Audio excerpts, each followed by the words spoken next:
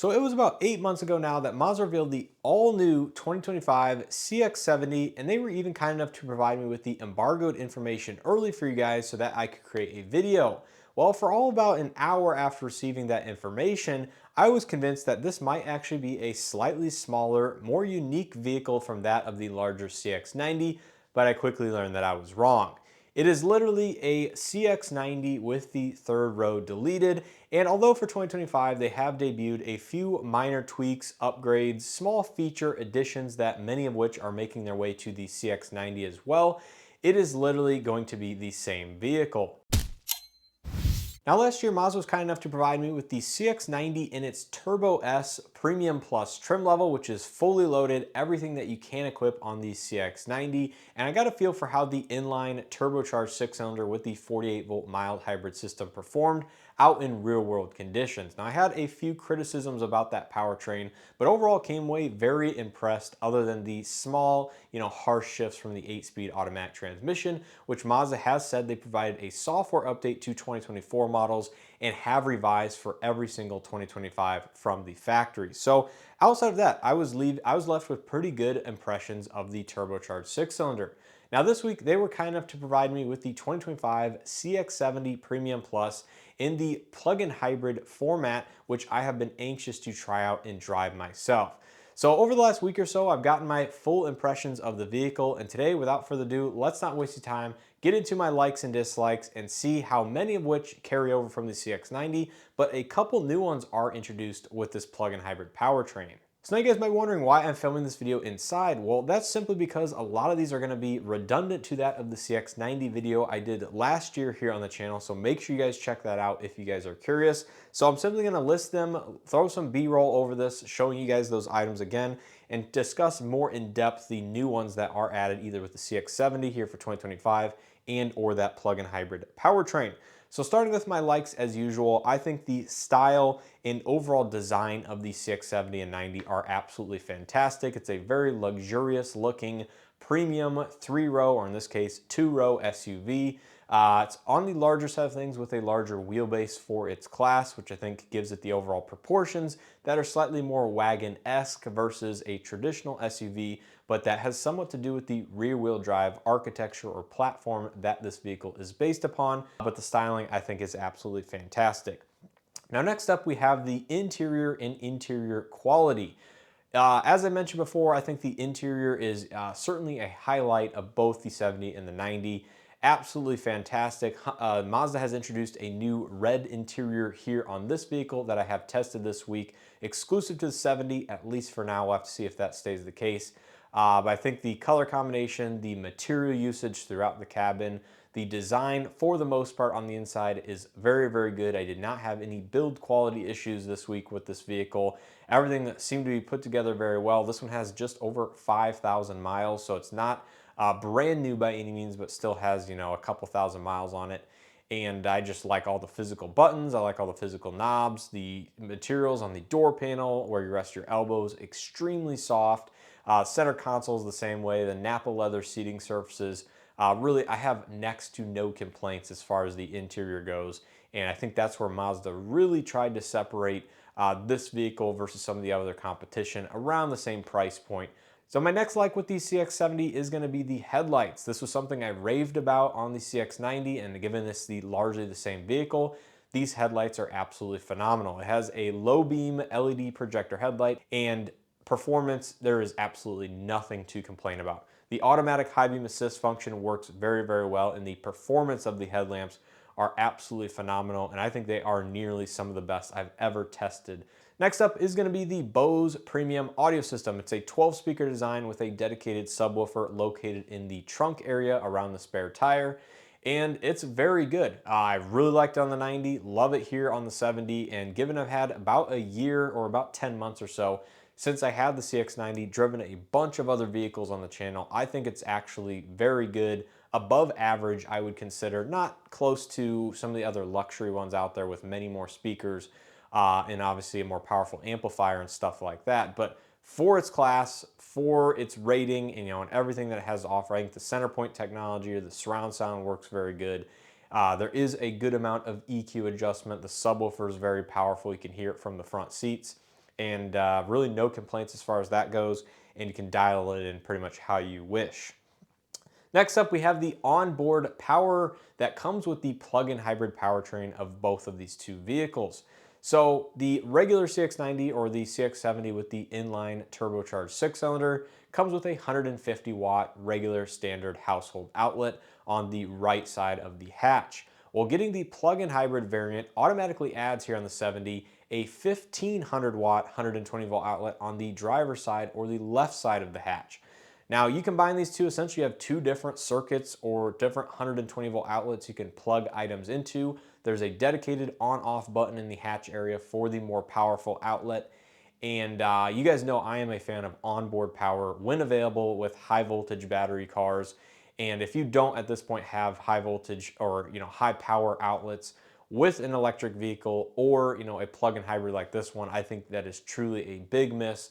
But thankfully Mazda decided to include that feature here on the CX-70, and 1500 watts is very decent amount of power. Not the most out there with hybrids or plug-in hybrids, but certainly provides much more capability than that of a standard regular 400 watt outlet that you see in a lot of other vehicles that maybe are just gasoline internal combustion engine. And then finally, my last big like with the CX-70 or the 90 is going to be just simply the quiet cabin and NVH around the vehicle. Ride quality is very supple. The interior is very quiet out on the roadways. Today I did some of my driving filming videos with the vehicle. It's pretty windy outside. You really don't get a sense of much coming into the cabin from the outside world. So I think they did a great job of isolating occupants from that in either of these two vehicles, with the stripping, the weather seals, the laminated glass, etc. All of that certainly does help to isolate the driver and provide a much more comfortable experience and one that is just pleasant to drive on a daily basis. So that is pretty much going to do it for all of my likes. As you see, many of these are carryover outside of the onboard power. But now let's get into some of my dislikes. Again, some of which are shared with the CX-90 and some of them are actually new for the plug-in hybrid and or the CX-70 trim level or model in specific. So my first dislike is going to be the dashboard vent design. Now, I actually will admit this was not as big of an issue here in this vehicle over the week with it than it was in the CX-90. Really not sure why, because they're identical in the cabin, but I didn't hit my knee nearly as much on the driver's side vent getting in and out of the vehicle as I did with the CX-90. I did hit it at least twice that I know I was not aiming for it by any means. It just happened to do that. So it definitely depends on how you're getting in and out of the vehicle, but the dash vent is very pointy and very hard on your knee if you hit it at the right angle.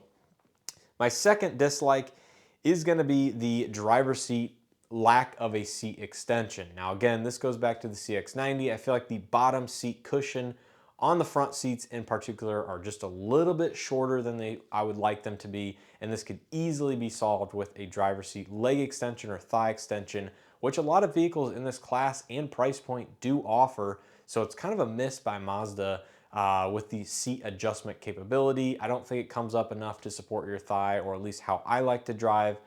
So I wish they would add a thigh extension on at least the driver's side, but both front seats would be ideal. Next up, we have the sunroof. The sunroof is, decent in its panoramic size, not class leading, not the biggest panoramic sunroof out there. But my main complaint has to do with the front seat panel that retracts over the driver's seat or the front two seats.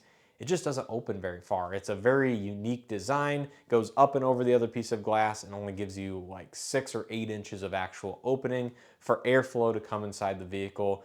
But it kind of is what it is. Not exactly sure how many people are going to use the sunroof like that, but if you do use the sunroof like that, just know it doesn't provide a lot of opening for air to come in the vehicle or ambient conditions to be inside. My fourth dislike is going to be the wireless phone charger. Intermittent in performance, gets the phone hot pretty quickly, doesn't have any active cooling capabilities. I think it's, the design of the actual where it is located in the center console is good. The performance in real world conditions, not so good. Wish they had a little bit of active cooling to keep the phone cooler while using it, because I think it does perform reasonably well. It's probably somewhere around 10 watts, 12 watts, 15 watts maybe. That's typically a lot of onboard wireless chargers output. Next on my list of dislikes has to do with the shifter. This is again, bothers me quite a bit. It's not a huge complaint. It's, fairly minor because it works at the end of the day. It's just simply its operation, the design of it, and something that you are actively engaging with every single time you go to use the car. But it's simply not a very ergonomic design. I don't like how it moves and operates. So you have to go right to go in reverse, and then down to go into drive, and then, back up to reverse, and then left into park. I just think it's overcomplicating the shifter needs. And it's fine if they want to do something, digital or, non-physical, like a lot of cars, and even this one is. It has a mechanical component, but it doesn't actually shift the actual transmission. But it's overcomplicated. It doesn't need to be like that. And it's something that, again, I don't want to deal with that every single time I want to drive the car. Next up, we have the powertrain refinement. Now, I say this for the plug-in hybrid in specific, but I also did have complaints about the Turbo S last year that it had. And supposedly for 2025, Mazda has issued a software calibration update to 2024 models, I believe both powertrains, and then basically implemented those for 2025 from the factory. Now, I have to say, I have been reasonably impressed with the plug-in hybrid, although I have to say, due to its overall design, it provides a little bit of, direct shifting, which translates into a little bit of harsh shifting at the end of the day. And it also is kind of delayed in its reaction time, switching from the gas, the hybrid, or, turning on the engine, providing that output to the wheels. There's just certain instances where it's not as smooth as I would expect it. The transmission is a little bit hard to shift or rough shifting, especially in before it's fully warmed up and, engaging. And I think when it comes to the motor, the electric motor being mounted in front of the transmission, it literally will shift the transmission to provide output, or forward movement. That's typically, I wouldn't say common, but that's not unheard of for plug-in hybrids and how vehicles, are typically designed from manufacturers. So I think it's an okay system, not the worst by far. I don't think it's the best plug-in hybrid by far either.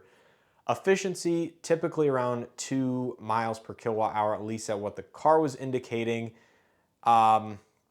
So, I was hoping essentially for the system to be a little bit more well-refined, a little bit, quicker to react between going from gas, hybrid, electric, etc.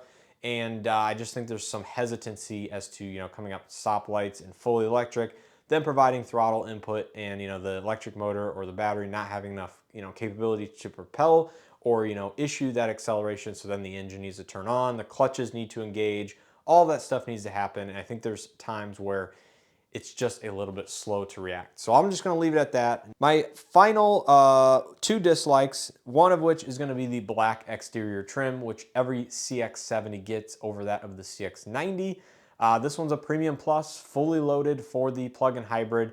And unfortunately, you cannot get the body color paint match trim on this plug-in hybrid version of the CX-70. I really did like that on the CX-90 Premium Plus I had with the white exterior, look fantastic. I just think the matte black trim on this one in particular doesn't look that premium, but a lot of the other tweaks that they made to the front and rear bumpers and the black accents, some of which are going to be offered on the CX-90 for $25 as well, look pretty good, especially contrasting against the white exterior with the red insides. But would like to see, body color trim at least be offered on its top most fully loaded model. And then the biggest dislike I say of all, and my final one on this list, is going to be price point in relation to the CX-90. So I kind of mentioned this in my driving review of this vehicle, and certainly I've mentioned it before. I'm not going to try to go on too long, but essentially the CX-90 plug-in hybrid that I had this week stickered just under $60,000. Now, when you compare this to an equivalent trim level CX-90 plug-in hybrid, it's only about $500 less expensive than the exact same vehicle with more function, more utility, and really a better value in my opinion, having that third row seat. So for $500, I don't know who in their right mind would go to a dealership, say, I'm gonna get the CX-70 over the CX-90, because at the end of the day, they have nearly identical cargo hauling capabilities with the seats folded down. Sure, you gain a little bit of additional underfloor storage with the CX-70 because that's where normally the third row seats would lie inside of the floor. But there's no way that I would walk into the dealership and not spend the extra $500 to get the third row seats, and you can just leave them folded down whenever you're not using it. So I don't understand necessarily the CX-70's positioning within Mazda's lineup to offer the exact same physical footprint and size as the CX-90 in terms of its overall length, wheelbase, width, feature set for the most part, everything like that, and then just not offer the third row. Saves about 50 pounds of weight in terms of its curb weight, and you get, in theory, some less functionality if you do occasionally need to haul extra people in the third row, which you can't with the 70 because it simply doesn't have those seats installed. So I think that's pretty much where I'm gonna leave it. I think for $60,000, you might as well just get the plug-in hybrid CX-90 or the inline turbocharged 6-cylinder if you do want that. And the CX-70, because it has less trims available within its trim lineup than the 90, actually starts at a higher price point because you have to step up to at least that premium trim, because the Select and I think even the Preferred are not offered in the CX-70, where they are offered in the 90, which means you can get into a 90 for less money in theory than a 70, but you won't have all the same features and options, but you'll have the third row seating and some of the other utilitarian aspects, which make that vehicle, to me, a stronger value proposition. So I'm just gonna leave it at that.